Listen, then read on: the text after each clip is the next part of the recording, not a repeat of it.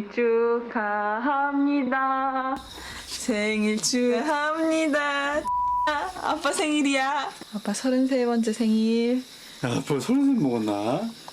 헐. 엄마는 엉망.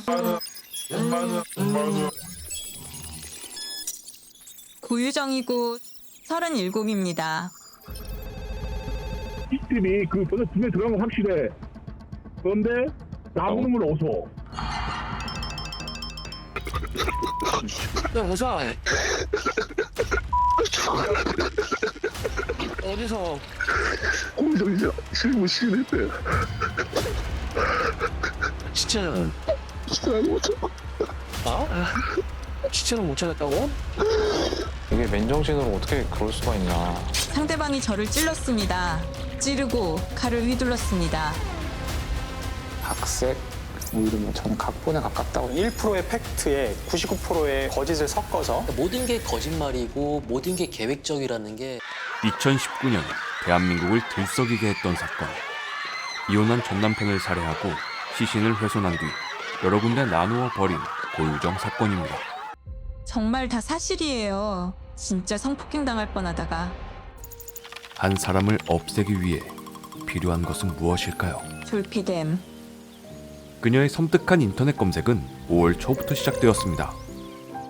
목공의 소음, 캐리어, 키즈펜션 CCTV,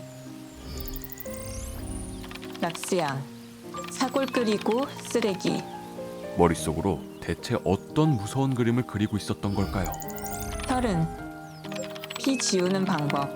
우발적 범행을 주장하기엔 너무도 치밀합니다. 갑판, 청주 불면증 처방, 뼈의 무게, 니코틴 치사량. 이혼 후 전 남편에게 아들을 단 한 번도 보여주지 않았고 과태료까지 내가며 끈질기게 버텨왔건만 이제 더는 방법이 없다고 느낀 고유정.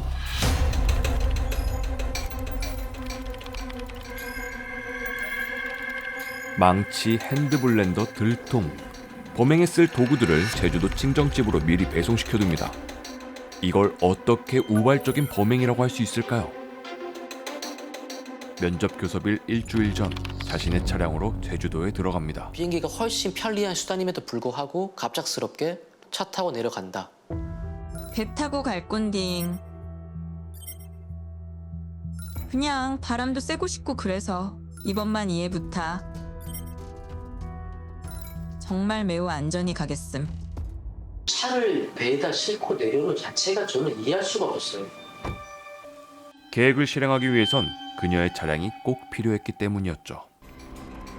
강 씨를 만나기 3일 전 제주 한 마트에서 흉기 한 점과 표백제, 베이킹 파우더, 세제, 청소용 솔 등 각종 청소용품까지 구입하며 완벽 범죄를 꿈꾸는 듯한 모습이 카메라에 잡혔습니다. 태연하게 포인트 적립까지 받는 고유정. 마침내 사건 당일입니다. 아, 삼촌이 법원에서 판결해가지고 지금 오늘 만나라고 명령 내려와가지고 저랑 저의 애기 엄마만 3명이요. 아, 원래 같이 만나야죠. 한 몇 개월 동안은 이제 연습하는 기간으로 줘가지고 법원에서 좀 친해진 다음부터는 단독으로 만날 수 있고 친해지면 왜냐면 2년 만에 만나가지고 잘 모르니까.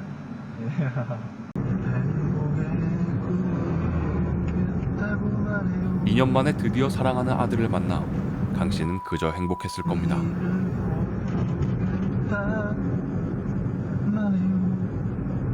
오후에는 조천읍 마트로 이동해서 함께 장을 보게 됩니다. 카레를 먹이려고 했기 때문에 장 보러 방문을 한 겁니다. 한수가 삼촌은 같이 안 가? 라고 말을 하였고 함께 펜션으로 갔습니다. 그 전까지는 각자의 차량으로 움직였는데 마트에서 펜션으로는 고유정의 차를 타고 다 함께 이동하게 됩니다. 그렇게 따라간 인적이 드문 펜션에서 피해자 강 씨는 변을 당하고 만 건데요.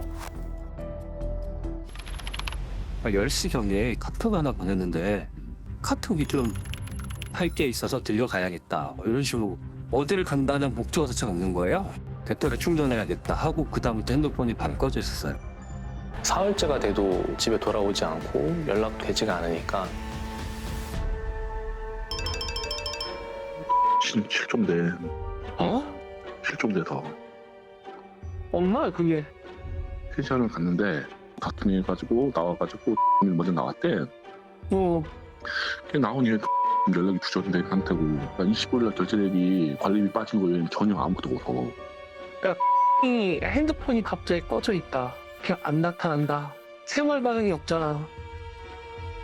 우리가 미치겠다는 거라. 훼손한 사체를 들통 2개와 종이 상자에다가 나눠서 담고 펜션을 퇴실한 직후에 펜션 인근에 있는 클린하우스에서 피해자의 사체를 절단하는 과정에서 사용한 시트도마 1개, 분리형 채반 1개, 휴대용 버너 1개, 단가스 4통을 버렸습니다. 가해자가 차에서 내려가지고 버리는 모습, 아무 태연하게 진짜로 쓰레기를 버리듯이 버리는 그 장면이 저는 제일 기억에 남는 것 같습니다. 이미 숨진 강 씨에게 문자를 보내고 파렴치 안으로 몰기까지 했습니다. 제주에서는 1차원적인 방법으로 훼손을 한 거잖아요. 고유정은 뭔가 깨달은 바가 있는 듯 목공용 전기톱을 주문하고는 배송지를 김포시의 아버지 집으로 설정합니다. 꼭꼭 당일 배송 처리 부탁합니다. 그리고 마트에 들른 고유정은 남은 청소용품을 태연하게 환불까지 받았습니다. 버리면 되죠. 버리면 되는데 반품을 했다라고 하는 건 전 남편과의 일에 있어서 죄책감 이런 게 없기 때문에 그런 것들을 일상적으로 물건 환불하듯이 죄책감이나 공감 능력은 매우 결여된 상태의 사람이 아닌가라는 생각이 듭니다. 항구에 배 타기 직전 옮기고 캐리어 담고 배 선적 솥에 있는 거 박스에 있는 거 봉지에 담은 8개 3개. 여객선 CCTV에 고유정이 피해자의 시신 일부가 든 것으로 추정되는 봉지들을 바다에 버리는 모습이 포착됩니다. 피해자를 흉기로 살해한 뒤에 시신을 5차례에 걸쳐 유기하게 됩니다.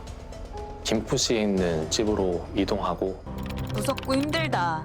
아무렇지 않게 있어야 하나? 내가 피해자인데 왜 나는 멍청하게. 남은 시신을 처리하던 고유정은 자신의 핸드폰에 강 씨에게 폭행을 당한 것이 무섭고 힘들다는 일기를 남겨두기도 하는데요. 그 와중에 화끈한 불주꾸미가 당겼나 봅니다. 공감 능력이 상당히 떨어지는 그런 범죄자들은 시신을 옆에 놓고 밥을 2그릇씩 비운다든가, 즉 이 사람의 죽음과 자기가 음식물을 취식하는 것은 완전히 별개로 분리시켜 놓는 거죠. 아파트 내에서 방진복 등을 착용한 상태로 목공용 테이블 전기톱을 설치한 후 등 사체 일부를 추가로 절단한 후에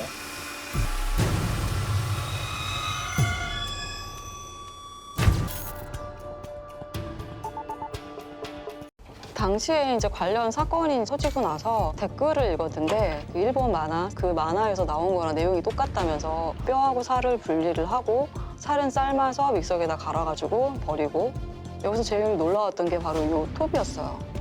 이 증거물이 주위에 따로따로 들어왔거든요. 이걸 2개를 연결을 하니까 이 톱이랑 같은 거예요. 너무 놀라웠던 거죠. 살인죄를 체포하는데 긴급 체포하겠습니다. 수갑. 오전 10시 32분경으로 살인죄를 긴급 체포하겠습니다. 왜요? 그런 적 없는데. 우리가 당했는데. 전 남편의 성폭행을 피하려다 우발적으로 살해했다며 계획 범행을 강하게 부인했습니다. 사람을 때려본 적도 없었던 제가 10,000원짜리 칼 한 자루를 달랑 준비해서 키 크고 힘이 센 남자를 그것으로 찔러 죽이려고 준비한 것이라고요? 말도 안 되는 모함입니다. 결국 수사를 통해 고유정의 거짓말은 들통나고 치밀한 계획 범죄였음이 밝혀졌는데요. 한 번 찔렀습니다. 정확하지는 않지만 목과 어깨 쪽으로 기억을 합니다. 혈흔 분석 결과는 전혀 달랐습니다. 다이닝룸 벽면부터 천정에 이르기까지 2mm 이하의 아주 작은 혈흔들이 관찰이 되기 시작합니다. 현장 전체를 다 돌아다니면서 칼로 휘둘렀구나. 소름이 끼쳤죠. 바닥에 보면 루미놀 반응, 양성 반응이 많이 나왔고요. 피를 흘리면서 계속 이제 이동한 것으로 추정이 됩니다. 마지막에 은근히 이제 현관문으로 거의 기어가다시피 해서 아마 나가려고 이제 했을 것 같고요. 사건을 재구성해 보면은 그 피해자가 선자세에서 가격을 받은 다음에 마지막으로 사망해서 쓰러질 때까지 자세가 점점 낮아지는데요. 모든 걸 종합을 해봤을 때 고유정이가 일례만 때렸다는 거는 터무니없는 그런 거짓말이 되는 거죠. 하지만 고유정은 저에게 칼을 들이대면서 네가 감히 재혼을 해? 그래, 혼자만 행복할 수 있을 것 같아? 라고 했고 막아보려고 했지만 막다가 칼에 베이기도 했습니다. 내 몸의 모든 상처가 그때 상황이다. 가해를 당했다, 상처를 입었다라고 얘기를 하는데 타인에 의한 공격을 막는 과정에서 생기는 우선 방어흔이라든지 그런 손상은 없었고요. 흥분된 상태이기 때문에 빠르게 가해 행위를 하게 되고 그 경우엔 평행하게 나타나는 경우도 꽤 있습니다. 고유정이 저런 왜소한 체격인데 남편을 어떻게 살해했지? 웬만한 이렇게 건장한 남자가 아무리 찔렸다 그래도 방어할 수 있었을 텐데 거기서 가장 큰 의문이 들었죠. 현수가 제일 좋아하는 것이니까 카레를 해준 것이고 셋이 함께 앉아 식사를 하였는데 그 사람이 약속이 있다면서 식사를 하지는 않았습니다.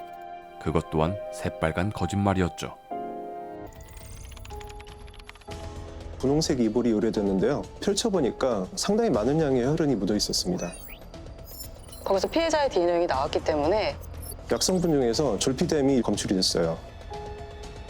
형사본이 졸피뎀을 피의자가 처방받은 것 같다. 아, 이게 주요 증거구나. 일주일 정도 처방을 받았던 것으로 알고 있습니다. 7알이었나? 약들이 다 어디에 있는지 기억이 안 나요. 고유정이 전 남편을 살해하는 과정에 아이가 같이 있었다라는 사실이 이제 언론을 통해서 공개되면서 자식을 둔 어머니들이 사실은 그 상황에 대해서 많이 분노했었고 21시 51분경 평화되는데 아이가 받아 제가 엄마 바꿔달라고 하니까 그래서 문틈으로 아이에게서 휴대폰을 건네받은 후 짧게 통화했습니다. 애교 섞인 말투라고 하죠. 감사합니다. 뭐 이런 대화를 펜션 주인하고 나누고 그 와중에 이제 아들한테도 엄마 청소하고 올게요. 핑계로 둘러댔던 표현이 물감놀이였죠. 당연히 혈흔이 많이 남아 있었을 걸로 이제 추정되고 이제 그래서 물감놀이를 뭐 한다고 둘러댄 게 아닌가. 어떤 공포 영화보다도 무서운 장면인 거죠. 정말 악마라고 생각해요. 저희는 짐승이에요. 왜 시신조차 찾지 못하고 바다에 유기돼가지고 머리카락조차 찾지 못해서 장례식조차 못 치르게 합니까? 찾을 줄 알았는데 시신을 경찰인지 어디선지 계속 못 찾는다고 들었던 것으로 기억이 납니다. 그런데 불과 석 달 전 고유정의 의붓아들도 의문의 질식사를 한 사건이 있었습니다. 승빈이도 고유정이 죽였구나. 고유정 사건은 연쇄살인 사건으로 다뤄야 할지 모릅니다. 석 달 전에는 의붓아들이 질식사했는데 경찰이 연루 가능성을 수사하고 있습니다. 고유정은 다른 방에서, 아이는 아빠와 같은 방에서 자고 있었는데 저는 고유정 의붓아들의 아버지, 승빈이 아빠입니다. 고유정이 전 남편을 살해하기 2달 전 홍승빈 군은 아빠 옆에서 잠을 자다 돌연 숨지게 됩니다. 승빈이가 사망한 장소는 밀실이었습니다. 집에 저랑 고유정이라는 사람이 둘만 있는데 아이는 타살이라는 의견이 있다고 하면 재혼 가정이잖아요. 남편 쪽 아이와 현수, 저 포함 넷이서 행복하게 가정을 꾸리려는 꿈이 있었습니다. 그래서 신학기에 맞춰서 승빈이를 같이 오게 해서 적응을 잘 시켜보자 했었는데 이상한 건 갑자기 생뚱맞게 또 승빈이 올리자. 왜? 물어봤죠. 왜? 어머니 힘드시니까. 승빈이 할머니 힘드시니까. 3월 1일 날이었고요. 여느 가정처럼 저녁 식사를 하는 자리였고 밥을 먹고 나서 승빈이는 그 자리에서 공룡 그림책에서 색칠 놀이를 했어요. 침대로 간 시간이 10시 좀 전이었을 거예요. 제가 감기가 걸렸으니까 따로 자야 한다고 말을 했고 남편도 그래라 라고 말을 하였어요.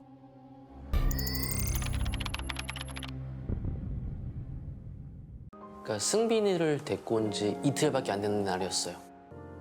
일어나서 고개를 돌렸을 때는 침대에서 훨씬 밑에 내려온 부분에서 엎드려 있는 상태로 제가 처음 발견을 했어요. 얼굴에는 대각선으로 이불 누빔 자국이 있었고요. 그리고 얼굴 주변에는 피가 흥건히 묻어 있었습니다. 살아있을 때 난 코피 같았어요. 또는 사망에 이르는 과정 중에 난 코피. 그냥 날벼락을 맞은 상태였거든요.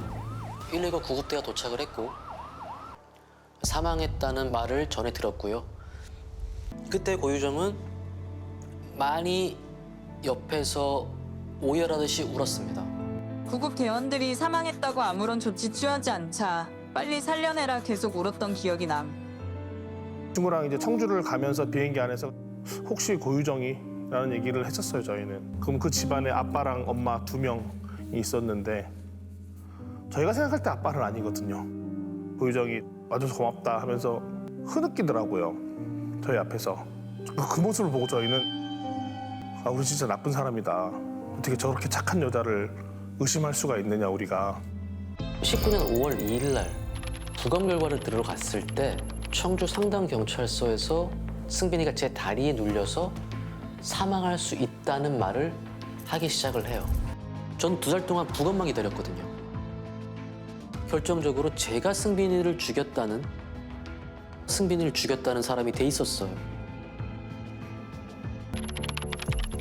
오전 10시 32분경으로 확인대로 긴급 체포하겠습니다. 왜요? 외노이를 설명할 수 있고 불리한 짓을 거부할 수 있고 체포 시간 채워주셨어요. 어차피 들어갈 거예요. 일단 타죠. 옆에 있던 사람은 사람을 죽인 살인마가 돼 있었어요. 고유정은 수갑을 찬 채로 앉아 있었고 저는 계속 같은 말을 물어봤던 것 같아요. 도대체 어찌 된 일이냐.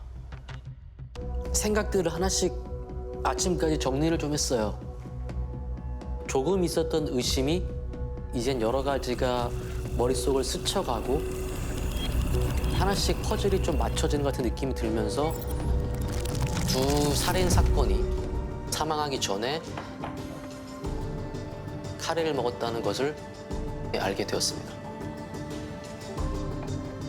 카레는 현수가 잘 먹는데 승빈이도 좋아할 줄 알고 했는데 승빈이가 의외로 카레를 잘 먹지 않아서 아기김 꺼내서 밥에다 싸서 먹인 걸로 기억이 나요. 사망 당시엔 남편이 전화로 이야기하는 것보다는 어머니 얼굴 보면서 이야기하는 것이 낫겠다고 했고 공항에서 정말 진짜 고민하다가 남편에게 이야기를 해서 저는 남편을 보내고 나서 돌아왔어요. 저녁 8시가 좀 안 되는 비행기였거든요. 근데 고유정이 침대 수거업체에 전화해서 승빈이 혈흔이 묻어있는 침대를 수거해 갈 수 있냐라는 전화를 한 게 8시쯤으로 알고 있어요. 그러면 헤어지자마자 바로 전화를 했다는 거거든요. 경찰들은 현장 보존 안 하고 사진만 찍고 철수를 해버렸기 때문에 그 사이에 고유정은 본인이 어떤 행위를 한 그 자리를 흔적 없이 다 치워버렸습니다. 적나라하게 피가 있어서 매트리스까지 스며들어서 그걸 보고 울었고 내가 보았을 때도 정신이 없는데 남편이 보면 충격받겠구나 생각해서 버린 것이지. 승빈이 물건이라기보다 승빈이 피가 묻은 이불이에요. 이 중에서도 애착배기 같은 경우는 혈흔이 전혀 묻어있지 않았음에도 불구하고 다 없애버린 거죠. 실제로는 이 승빈이가 그 몸을 대고 있었던 모든 것들에 대해서 아예 자기 집에 놔두는 것 자체를 허용하지 않았던 것으로 보이고요. 승빈이가 사망하기 넉 달 전부터 갑자기 뜬금없이 잠버릇에 대한 얘기를 꺼내요. 당신 자다가 쿵 아니면 자다가 뭘 짓누르는 것 같다. 잠버릇 그 증거 사진도 있어요. 태희가 소파에 발을 올리고 이렇게 누워있는 사진이 있거든요. 근데 어느 순간 고유정이 그거를 얘 잠버릇 봐라. 너무 소름 끼치잖아요. 그거는 미리 치밀하게 계획한 거잖아요. 그러면은 그거를. 당시 경찰은 아빠 다리에 눌려 질식사한 것으로 판단했습니다. 고유정은 저를 굉장히 많이 위로를 해줬습니다. 당신 탓 아니야. 당신 잘못 아니야. 애가 52개월입니다. 얘가 이 정도 되면 웬만한 발 올린 거 이렇게 틀 수가 있습니다. 머리를 숨을 쉴 수가 있어요.